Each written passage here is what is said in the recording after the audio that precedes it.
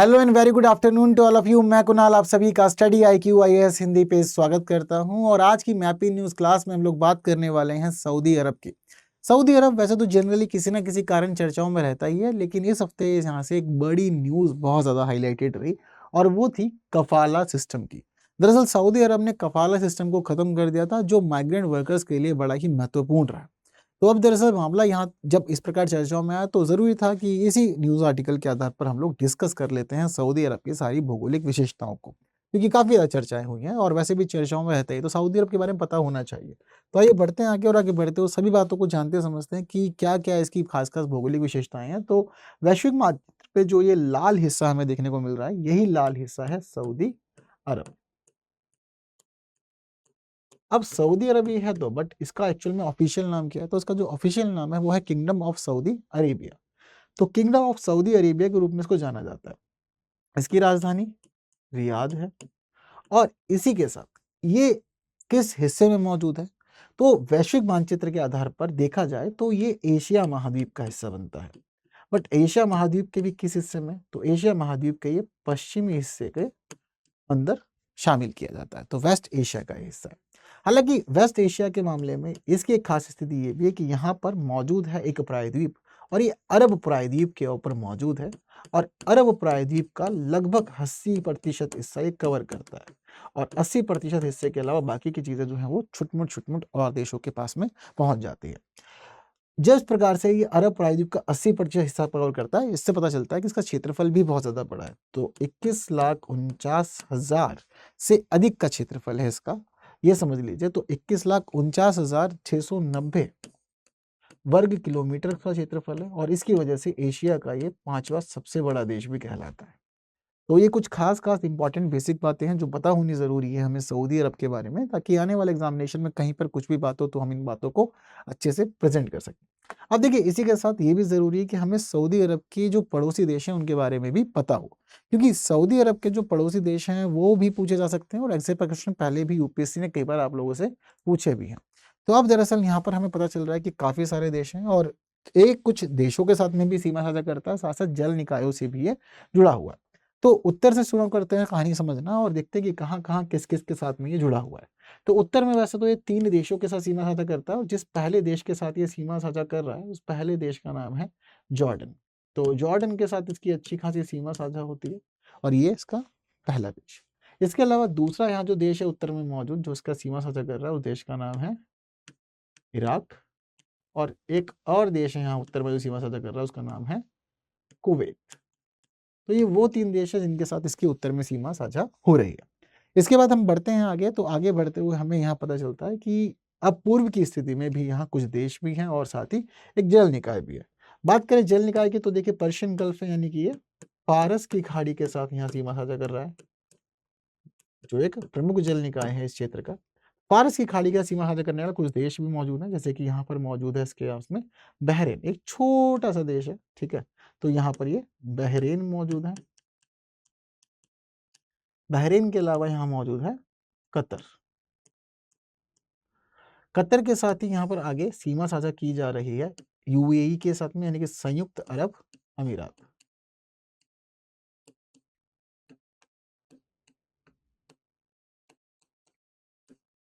संयुक्त अरब अमीरात, तो ये जो स्थिति है यहाँ पर, यानी कि एक जल निकाय और जल निकाय के साथ साथ हमें यहाँ देखने को मिल रहा है अलग अलग देश भी, ठीक है? तो बहरीन, कतर और संयुक्त अरब अमीरात जो यहाँ पर इसका सीमा साझा कर रहे हैं। इसके साथ ही पूर्व के हिस्से में और दक्षिण पूर्व के हिस्से में दोनों को ऐड कर सकते हैं, तो पूर्व या दक्षिण पूर्व कह सकते हैं, जहाँ पर सीमा साझा कर रहा है ये ओमान के साथ में। अब ओमान के साथ सीमा साझा करने के साथ ही दक्षिण में ये सीमा साझा कर रहा है यमन के साथ में, और यमन के साथ एक बड़ा हिस्सा इसकी भूमि का जुड़ा हुआ है। इसके बाद इसकी सीमा जुड़ी हुई है पूरी तरह से एक जल निकाय के साथ, और जिस जल निकाय से सीमा जुड़ी है उसको कहा जाता है लाल सागर। तो ये इससे जुड़ने वाली सभी वैश्विक स्थितियां हैं, और जो खास स्थितियां के क्षेत्र के मामले में उत्तर में 3 देश, पूर्व में 3 अलग अलग देश और साथ ही एक जल निकाय। इसके अलावा दक्षिण पूर्व की स्थिति में हम ओमान को ले सकते हैं और यमन दक्षिण में, और इसके अलावा पश्चिम में मौजूद है इसके साथ में लाल सागर। तो ये पूरी तरह से खास-खास स्थितियाँ जो इसके बारे में आपको याद रखनी होगी, आने वाले एग्ज़ाम में आपसे पूछी जा सकती है। अब इतनी बातों को समझ लिया तो आ जाते हैं इसकी भौगोलिक विशेषताओं पर कि अब ये भूगोल के मामले में यानी कि जो यहाँ पर मौजूद मैदानी क्षेत्र है, पठार क्षेत्र है और मरुस्थल है, वहाँ क्या-क्या खास देखने को मिलता है। तो सबसे पहले शुरू करते हैं कहानी इसकी हम लोग रेगिस्तान से यानी कि मरुस्थल से। तो यहाँ पर जो खास-खास मरुस्थल हमें देखने को मिलते हैं, उस मामले में क्या-क्या ज़रूरी है समझना। तो देखिए मरुस्थलों के मामले में सबसे खास बात जो हमें पढ़नी है, वो पढ़ना है रुब अल खाली। अब रुब अल खाली या रब अल खाली इसको कहा जाता है और ये बहुत ज़्यादा खास है अपने आप में। दरअसल सऊदी अरब की जो स्थिति है, ये एक मरुस्थलीय भूमि है और मरुस्थलीय भूमि होने का मतलब ये है कि बारिश कम होती है, शुष्क क्षेत्र ज़्यादा देखने को मिलते हैं और रेतीला हिस्सा यहाँ पर ज़्यादा है। बट इस पूरे के पूरे हिस्से में जो सबसे प्रमुख मरुस्थल बना हुआ है, वो प्रमुख मरुस्थल है रुब अल खाली। इसका अर्थ होता है खाली चौथाई, यानी कि कहा जाता है कि ये विशाल और लगभग निर्जन रेत समूह है पूरा इस सऊदी अरब का। इसके अलावा इस क्षेत्र की एक खास बात ये है कि इसका विस्तार बहुत ज़्यादा है, यानी कि लगभग पूरे अरब प्रायद्वीप के अंदर फैला हुआ है और इसका टोटल जो एरिया माना जाता है, वो माना जाता है कि ये 6,50,000 वर्ग किलोमीटर में है। लेकिन अगर बात करें सऊदी अरब के कितने हिस्से को ये कवर करता है, तो सऊदी अरब के 4,30,000 वर्ग किलोमीटर के क्षेत्र को कवर करता है। विशाल रेत के टीले यहाँ देखने को मिल जाएँगे और इसके अलावा कई जगहों पर इसकी जो ऊँचाई है, वो 250 मीटर तक पहुँच जाती है। और इसके अलावा सऊदी अरब के दक्षिणी पूर्वी भाग में स्थित होने के साथ-साथ एक विशाल रेगिस्तानी संपदा के रूप में इसको जाना जाता है, तो एक अच्छी स्थिति यहाँ पर इसकी बनी हुई है। ठीक है? अब जहाँ यहाँ पर पहला महत्वपूर्ण जो मरुस्थलीय भूमि रुबल खाली है, वहीं दूसरी महत्वपूर्ण मरुस्थलीय भूमि है यहाँ इसकी अल नफूद मरुस्थल। अल नफूद मरुस्थल या नफूद अल कबीर भी इसको कहा जाता है। अब इसकी खास बातें क्या है? तो देखिए जो ये नफूद अल कबीर है, इस नफूद अल करीब के बारे में आपको पता होना चाहिए कि ये सऊदी अरब के उत्तर मध्य भाग में मौजूद है और उत्तर मध्य भाग में मौजूद होने के साथ-साथ इसकी एक खास बात ये है कि 65,000 वर्ग किलोमीटर के क्षेत्र में फैला हुआ है। यहाँ लाल भूरे रंग के टीले देखने को मिलते हैं और इसके साथ-साथ ही मरुस्थलीय रूप से ये कठोर भूमि है। हालाँकि अब यहाँ पता चलता है कि रब अल खाली और नफूद अल कबीर ये एक दक्षिण पूर्व में है और दूसरा उत्तर मध्य हिस्से में है। लेकिन इसके अलावा तीसरी खास बात ये है कि फिर भी ये अलग-अलग नहीं है, ये आपस में कनेक्टेड है, जुड़े हुए हैं और इनको जोड़ने का काम कौन करता है? तो इनको जोड़ने का काम दरअसल करता है बीच में मौजूद एक और मरुस्थल और जिसका नाम है अल दहना। क्या नाम है? अल दहना। दरअसल यहाँ बीच में अल दहना मौजूद है क्योंकि ये जो भूमि है मुख्य रूप से रेगिस्तानी यानी मरुस्थलीय भूमि ही है। तो रुब अल खाली जुड़ता है अल दहना मरुस्थल से और अल दहना मरुस्थल के माध्यम से चीज़ें जो हैं वो तीनों की कनेक्ट हो जाती हैं और नफूद अल करीब कबीर, अल दहना और साथ-साथ रुब अल खाली तीनों आपस में जुड़ जाते हैं।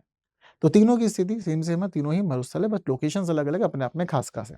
हालाँकि इसके अलावा और भी कुछ मरुस्थल देखने को मिल जाते हैं, जैसे कि अल जफ़ूरा मरुस्थल देखने को मिल जाता है, नफूद अल मज़हूर देखने को मिल जाता है और अल बेइदा देखने को मिल जाता है। बट जो सबसे प्रमुख है वो ये 3 हैं जो आपको एग्ज़ाम के हिसाब से याद रखने होंगे।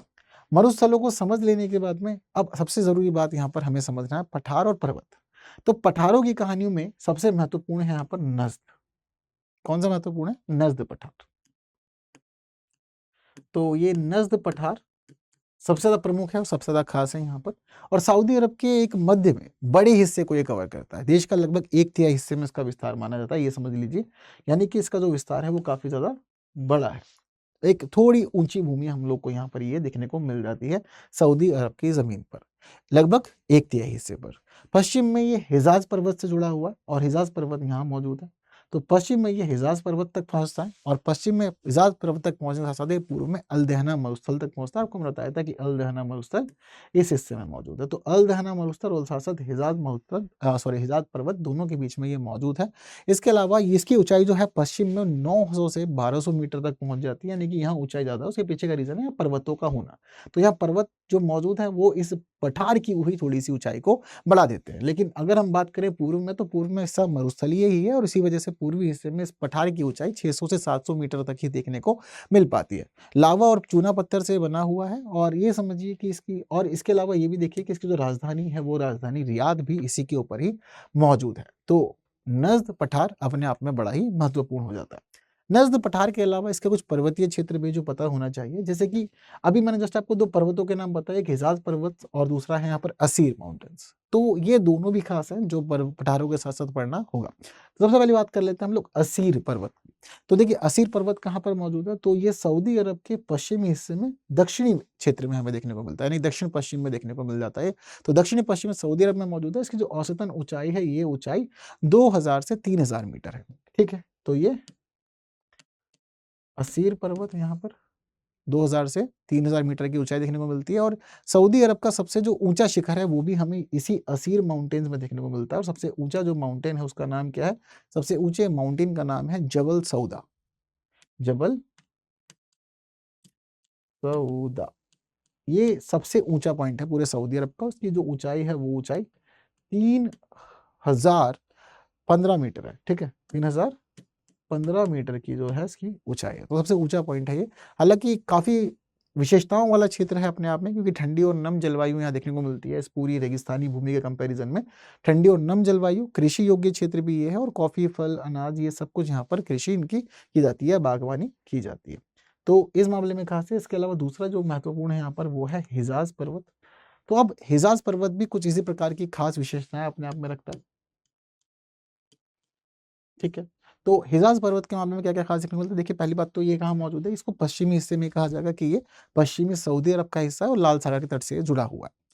यहाँ ये पूरा हिस्सा पर्वतमालाओं का, और यहाँ पर भी कुछ इस प्रकार से, जैसे कि असीर पर्वतमाला वाला हिस्सा है, असीर पर्वतों के साथ साथ ठीक इसी प्रकार से हिजाज पर्वतों की स्थिति भी है। और हिजाज पर्वत पे 3 अलग-अलग खास पर्वत देखने को मिलते हैं। पहला जो देखने को मिलता है उसका नाम है जबल अल लौज। जबल अल लौज। इसके अलावा जो यहाँ दूसरा देखने को मिलता है उसका नाम है जबल अल नूर। जबल अल नूर। और तीसरा यहाँ पर हमें देखने को मिलता है जबल थौर। जबल थौर, ये 3 इसके प्रमुख पर्वत हैं इस पूरी की पूरी पर्वत श्रृंखला की स्थिति में, और तीनों की ऊंचाई भी अच्छी खासी है। जैसे कि जबल अल नौस की बात करें तो इसकी ऊंचाई 2580 मीटर है और 2580 मीटर हाइट होने के साथ, यानी कि ऊंचाई होने के साथ साथ ताबुक क्षेत्र में मौजूद है। इसके अलावा दूसरी खास बात यहाँ पर जबल अल नूर की, तो ये मक्का के पास एक महत्वपूर्ण धार्मिक स्थल है। और तीसरी खास बात है जबल थौर की, और ये जबल थौर यहाँ पर मक्का के दक्षिण में मौजूद है। तो देखिए जो स्थिति है वो कैसी बनेगी, तो जबल अल लौज ऊपरी स्थिति में देखने को मिलेगा, मक्का के पास हमें देखने को मिलेगा जबल अल नूर, और मक्का के दक्षिण में देखने को मिल जाएगा हमारे यहाँ जबल थौर। तो यहाँ मक्का का जो शहर है वो मक्का का शहर यहाँ पर एक खास स्थिति में है, इसको याद रखिएगा क्योंकि ये इसके आसपास ही है। अब यहाँ पता चल रहा है कि दक्षिण में है असीर माउंटेन्स और उत्तरी हिस्से में, यानी कि पश्चिम वाले में, पश्चिमी हिस्से क्या रहते हैं वो पश्चिम के दक्षिण में है यहाँ पर असीर माउंटेन्स, और उत्तर में है हिजाज माउंटेन। दोनों अलग अलग हो गए, लेकिन ऐसा नहीं है, ये भी अलग अलग नहीं है, दरअसल इनके बीच में भी कनेक्टर है, और इनके बीच का जो कनेक्टर है वो कनेक्टर है सर्वत पर्वतमाला। अब सर्वत पर्वतमाला वैसे तो एक छोटी पर्वतमाला है, लेकिन दरअसल इन दोनों को जोड़ने का काम भी करती है। ऊंचाई इसकी लगभग 1500 मीटर की है, और यहाँ पर ये उत्तर में 1000 मीटर से लेकर के दक्षिण में ये 3000 मीटर तक के हिस्से में ऊंचाई देखती है। तो इसको एक खास नाम से भी जाना जाता है, और वो है कि इसको कहा जाता है कि ये सऊदी अरब की पर्वतीय रीढ़ है। तो सऊदी अरब की पर्वतीय रीढ़ सर्वत पर्वतों को कहा जाता है। तो ये 3 अलग-अलग पर्वत श्रेणियां हैं जो आप लोगों को ध्यान रखनी है, बहुत ज़्यादा ज़रूरी है। इन 3 पर्वत श्रेणियों के अलावा आगे एक खास हिस्सा भी आपको समझना है, और वो खास हिस्सा ये है कि देखिए दरअसल इस भूमि पर आपको देखने को मिल जाएंगे कुछ खास क्षेत्र, और जैसे कि आपको यहाँ पर अब देखने को मिल जाएगा कि दरअसल इस भूमि पर मौजूद है हर्रात। क्या मौजूद है? हर्रात। अब हर्रात क्या होते हैं? तो देखिए दरअसल यहाँ एक खास चीज है हर्रात। ठीक है, अब हर्रात दरअसल क्या है और क्यों है, पहले तो यही समझना होगा क्योंकि थोड़ा एक अलग टर्म है। तो देखिए दरअसल ज्वालामुखी क्षेत्र है, यानी कि इस क्षेत्र में ज्वालामुखी मौजूद थे, और ज्वालामुखी होने की वजह से यहाँ पर कुछ अलग-अलग ऊंची-नीची आकृतियां बन गई, और उन्हीं को ही हर्रात कहा जाता है, और ये खास तौर पर सऊदी अरब के पश्चिमी हिस्से में देखने को मिलती है। तो हिजाज पर्वत के पश्चिमी हिस्से में कई स्थानों पर ये छोटे-मोटे ज्वालामुखी क्षेत्र फैले हुए हैं, अलग-अलग जगह पे बिखरे हुए हैं। तो इसी प्रकार से याद रखिएगा, जैसे कुछ प्रमुख अगर हम लोग बात करें हर्रात की, तो यहाँ पर मौजूद है हर्रात खैबर। हेरात खैबर अपने आप में बहुत ही ज़्यादा ख़ास है और बहुत फ़ेमस भी है, क्योंकि मदीना के उत्तर में मौजूद है, और इसके अलावा अरब का सबसे प्रसिद्ध ज्वालामुखी क्षेत्र भी यही है। इसके अलावा हर्रात रहत, तो हर्रात रहत की स्थिति यहाँ है और हर्रात रहत के मामले में ध्यान रखिएगा कि मदीना और मक्का दोनों के बीच में ये फैला हुआ है। इसके अलावा यहाँ मौजूद है हर्रात अश-शम, तो हर्रात अश-शम यहाँ मौजूद है और हर्रात अश-शम यहाँ होने के साथ-साथ ये भी ध्यान रखना पड़ेगा कि उत्तर में जॉर्डन सीमा के पास-पास ये मौजूद है और सभी चीज़ों को यहाँ पर काफ़ी ज़्यादा ये लोकप्रिय बना के रखता है। तो ज़रूरी चीज़ें जो आप लोगों को ध्यान रखने वाली है। इसके अलावा एक खास बात बताता हूँ आपको हर्रात खैबर के बारे में। दरअसल हर्रात खैबर की खास बात ये है कि इस क्षेत्र में जबल अबेद नाम का एक सफ़ेद ज्वालामुखी देखने को मिलता है और ये समझिए कि ये अपने आप में बहुत ज़्यादा पसंद है, वहाँ बहुत ज़्यादा फ़ेमस है और इस वजह से फ़ेमस है क्योंकि सऊदी अरब का ये एकमात्र ऐसा ज्वालामुखी है जो हल्के रंग का है। क्योंकि आपने बहुत ही रेयर देखा होगा कि सफ़ेद ज्वालामुखी देखने को मिलते हैं, तो सऊदी अरब में तो ये अकेला एकमात्र ही सफ़ेद ज्वालामुखी है, तो इसी वजह से इसकी लोकप्रियता होनी तो बनती ही है। अब इन सभी पर्वतों के अलावा और हर्रातों के अलावा अंत में यहाँ पर एक खास बात हम लोग को और डिस्कस करनी है और वो बात करनी है फिलहाल अभी इसके मैदानी क्षेत्र की। मैदानी क्षेत्र कह सकते हैं या फिर इसकी हरित भूमि जो है। अब देखिए दरअसल जो हरित भूमि है वो बहुत ही ज़्यादा कम है, यानी कि जो वहाँ पर्वत मौजूद है, पर्वतों के पास-पास यहाँ पर इसकी कुछ हरित भूमि हमें देखने को मिल जाती है। तो हरित भूमि के मामले में सबसे पहली बात ध्यान रखिएगा कि कहा जाता है कि दक्षिण में इसकी जो चीज़ें होती हैं वो बहुत ज़्यादा प्रमुख है और खास बनी हुई है और दक्षिण में मौजूद है असीर जाज़न क्षेत्र। असीर जाज़न क्षेत्र। तो ये दक्षिण में मौजूद क्षेत्र है असीर जाज़न क्षेत्र। अब इस क्षेत्र की क्या स्थिति है तो देखिए पश्चिम दक्षिण में इसका पॉइंट है और इसके अलावा ये यहाँ पर दक्षिण पश्चिम में सऊदी अरब में यमन के सीमा पर मौजूद है क्योंकि यहाँ पर यमन देश भी मौजूद है। नीचे आपको यमन देश देखने को मिल जा रहा है। सबसे अधिक वर्षा वाला क्षेत्र है सऊदी अरब का। यहाँ पर हरे-भरे पहाड़ देखने को मिल जाएँगे और घाटियाँ भी देखने को मिल जाएगी। यहाँ पर आपको घास, झाड़ियाँ, छोटे वन और खेती योग्य भूमि भी देखने को मिलेगी। तो ये इन सभी के मामले में बहुत ज़्यादा खास हो जाता है और इसी से थोड़ा-सा ऊपर हम लोग जाते हैं तो थोड़ा ऊपर हमें देखने को मिल जाता है अल-बहा क्षेत्र। तो ये अल-बहा क्षेत्र यहाँ मौजूद है और अल-बहा क्षेत्र भी ठीक इसी प्रकार का है, ये एक हरित क्षेत्र है। लेकिन इस क्षेत्र की खास बात ये है कि ये असीर के उत्तरी में स्थित एक पर्वतीय क्षेत्र भी है और यहाँ पर जूनिपर और ओक के वन खास तौर पर देखने पड़ते हैं। साथ ही साथ यहाँ पर घास की भूमियाँ काफ़ी अच्छी स्थिति में पाई जाती है। सऊदी अरब का सबसे सुंदर पर्यटनीय अगर घास क्षेत्र कहा जाए तो वो अल-बहा है ये। इसके अलावा ये बात ध्यान रखिएगा कि इस भूमि पर हमें देखने को मिल जाती हैं कुछ वादियाँ भी। तो जो वादियाँ हम लोगों को देखने को मिल जाती हैं, उन वादियों की खास बात ये है कि दरअसल ये जो वादियाँ इस क्षेत्र में मौजूद हैं, वो इस वजह से मौजूद है क्योंकि यहाँ पर जल क्षेत्र नहीं है। जैसे कि सऊदी अरब के बारे में आपको शुरुआत में बताया था कि मुख्य रूप से मरुस्थलीय क्षेत्र ही है। तो मुख्य रूप से मरुस्थलीय क्षेत्र होने की वजह से दरअसल यहाँ पर कोई भी सदाबहार नदियाँ नहीं है। लेकिन हाँ, कुछ अलग-अलग हिस्सों में छोटे-छोटे जल के स्रोत बने हुए हैं। तो स्थायी बहने वाली नदियाँ नहीं हैं, अलग-अलग छोटे-छोटे जल के स्रोत हैं और मौसमी जल प्रवाह देखने को मिलता है। जब बारिश होती है तो यहाँ पानी अचानक से बढ़ जाता है, वरना अधिकांश समय ये ऐसे सूखे ही रहते हैं। और इस पूरे मामले में जो 2 खास बहुत ज़्यादा फेमस वादी है, उनमें पहला है वादी हनीफा और दूसरा है वादी अल रुम्मा। तो ये बड़ा ही इम्पोर्टेंट 2 पॉइंट हैं, इन दोनों को आपको याद रखना पड़ेगा। इन दोनों के अलावा ये भी ध्यान रखिएगा कि यहाँ पर ओएसिस भी पाए जाते हैं और ओएसिस क्या होते हैं, जब कभी यहाँ पर ऐसा होता है कि कोई जल निकाय होता है पर समय के साथ-साथ वो सूख जाता है, तो एक छोटा जल निकाय बन जाता है, तो ओएसिस कहलाता है। और इसी प्रकार का एक फेमस ओएसिस है यहाँ पर अल अहसा ओएसिस, जो कि पूर्वी प्रांत में स्थित है और लगभग 3 मिलियन खजूर के पेड़ों वाला ये क्षेत्र बना हुआ है। तो ये भी ध्यान रखिएगा, ये कुछ खास ज़रूरी चीज़ें हैं और एक्स्ट्रा में जो आपको पता होनी चाहिए। तो चलिए जब इतनी सारी खास-खास बातें आप लोगों ने समझ ली, तो इतनी बातें समझ लेने के बाद अब लास्ट में आप लोगों के लिए कुछ क्वेश्चन्स हैं, तो आप लोग इन क्वेश्चन्स के आंसर कमेंट ज़रूर से कीजिएगा। इन आंसर्स को कमेंट करके चेक करना है कि हाँ, कितना समझ में आया, कितना क्लियर रहा कॉन्सेप्ट। कमेंट करने के साथ-साथ ही आप लोग अगर द हिंदू की क्लास हिंदी में चाहते हैं, तो न्यूज़ एनालिसिस के साथ एडवाइस डिस्कशन आपको मिल सकता है सुबह 9 बजे। तो जुड़िए हमारे साथ सुबह 9 बजे द हिंदू की क्लास में और इसके अलावा फिलहाल आज से स्टडी आई क्यू में शुरू हो रहा है एक नया बैच और वो नया बैच आपको मिल सकता है बड़े डिस्काउंट पर, बट आपको कोड यूज़ करना पड़ेगा केएल लाइव। 2027 के लिए जो भी तैयारी करना चाहते हैं, उनके लिए प्रतिज्ञा प्लस बैच है और इसके अलावा इंग्लिश, हिंदी और इंग्लिश 3 अलग-अलग मोड पे अवेलेबल है और फीस है केवल और केवल 19,999। सारी फैसिलिटीज़ आपको मिलेंगी कि प्रॉपर 1000 से अधिक घंटे की क्लासेस मिलेंगी, जहाँ पर पूरा current affairs, syllabus, answer writing और सीसेट कवर करवाया जाता है। 1 टू 1 मेंटरशिप की सुविधा जो आपको मिलती है, इसके अलावा टेस्ट सीरीज़ की सुविधा आपको दी जाती है, स्टडी मटेरियल भी आप लोग को प्रॉपर प्रोवाइड किया जाता है। सारे के सारे बेस्ट फीचर्स हैं जो आपको चाहिए होते हैं तैयारी के लिए। इसके अलावा 11,000 का कैश स्कॉलरशिप मिलती है आप लोग को टॉप टेस्ट परफॉर्मर बनने पे और इसके अलावा पूरी फीस रिफंड भी हो जाती है अगर आप प्रीलिम्स क्लियर करते हैं। तो एनरोल कीजिए आज ही और इसके साथ ही आप लोग जुड़ सकते हैं मेरे साथ में टेलीग्राम, इंस्टाग्राम, फेसबुक एक्स सभी प्लेटफॉर्म पर। क्यूआर कोड को स्कैन करके पहुंच जाइए आप लोग हमारे टेलीग्राम चैनल पे, जहां आप लोग को पीडीएफ मिल जाती है। तो फिलहाल सेशन इन्फॉर्मेटिव लगा, बाकी लोगों तक शेयर जरूर करना है। जिन्होंने इसको अब तक लाइक नहीं किया, लाइक किए बिना कोई नहीं जाएगा। और बाकी ऐसे इन्फॉर्मेटिव सेशन को देखने के लिए बने रहें स्टडी IQ IAS हिंदी के साथ। Thank you so much. जय हिंद। हिंदी में यूपीएससी की तैयारी से संबंधित प्रोग्राम्स को देखने के लिए सब्सक्राइब करें स्टडी IQ IAS हिंदी।